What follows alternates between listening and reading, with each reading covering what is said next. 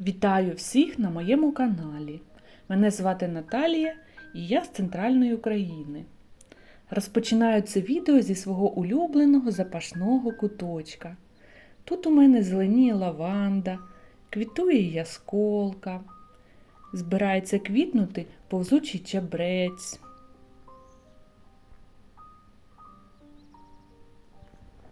Шавлія.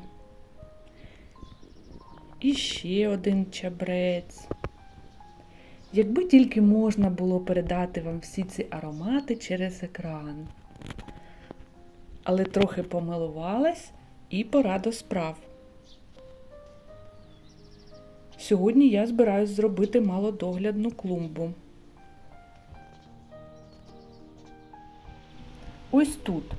Планую укрити її агроволокном і корою. Подібні клумби я вже робила раніше, тому цього разу хочу врахувати всі свої попередні помилки. Ось звідси я вже прибрала ломикамінь Арденса. Виявилось, що тінь і волога йому зовсім не підійшли, тому пересадила його на сонячніше місце. Хотіла також прибрати ось цю осоку, але помітила там зелені паростки. Тому поки що залишу її.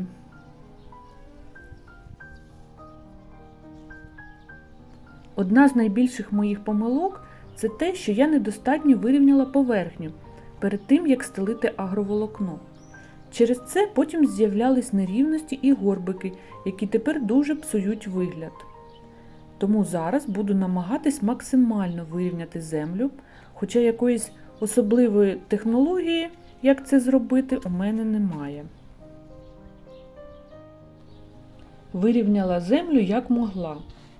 Просто візуально дивилась, де горбик, звідти перегортала землю у впадинку.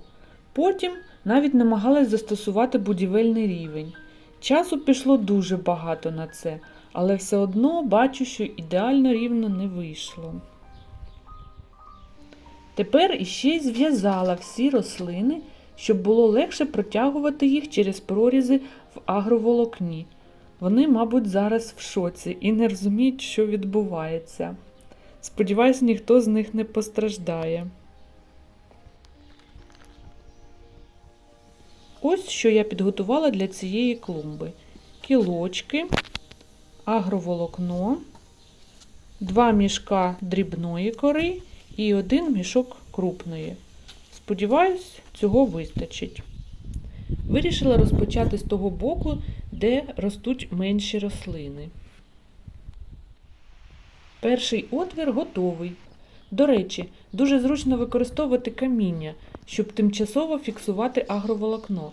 Якщо цього не робити, воно постійно сповзає і доводиться його нескінченно поправляти. Ось вже 3 рослинки на своїх місцях. Отвори, звісно, роблю на око, тому вони далеко не ідеальні. Тіньовий ломікамінь все-таки втратив свою квіточку в процесі. Залишилось зовсім трішки. До речі, на цій невеликій клумбі аж 15 рослин. Так як я все відрізаю з великим запасом, в мене залишився хороший шматок для другої частини клумби.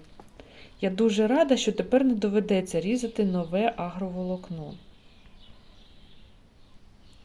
Ось тут я вже його відрізала.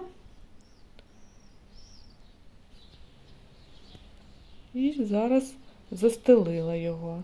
І в мене там якраз є такий маленький шматочок, якого вистачить на ось цю ділянку, що залишилась. Нарешті все найскладніше позаду. Залишилось тільки закріпити кілочки і засипати корою. Кілочками зафіксувала. Бачу, що не всюди все рівно, але результатом все одно дуже задоволена.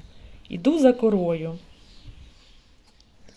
Подивіться тільки, це всього лише 1 мішок дрібної кори, а вигляд вже зовсім інший. Намагалась розподілити її тут максимально рівномірно.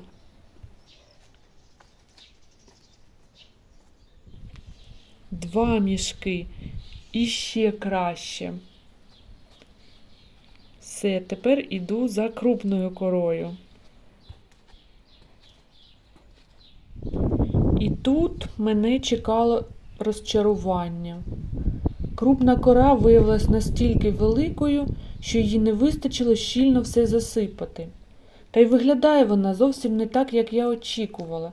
Дуже відрізняється від дрібної. Покажу поки що свій старий газон під деревом. Ось таким він був тиждень назад. І я вирішила, що вже час його стригти. Підстригала ось такими ножицями. Чесно кажучи, вигляд після цього був не дуже.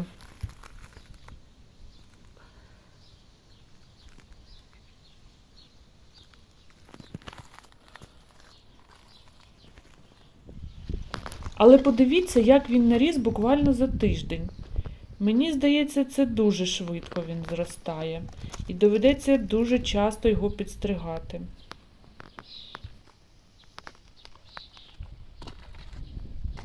Повертаюсь до нової клумби. І тут газон, мабуть, зараз у своєму найкращому стані. Хотілося, щоб він таким і залишався. Але, думаю, вже зовсім скоро доведеться його косити. І я поки що думаю, чим саме це робити. І все ж таки не буду сильно засмучуватись через цю кору. Мабуть, просто докуплю ще мішок середньої фракції. І це повинно виправити ситуацію. Дуже дякую всім за перегляд, за ваші коментарі, підтримку і теплі слова. Мені дуже приємно, що ви проводите цей час зі мною, ділитесь своїм досвідом і надихаєте не зупинятись. Бажаю вам гарного настрою, мирного неба і красивих квітучих садів. До зустрічі у наступних відео.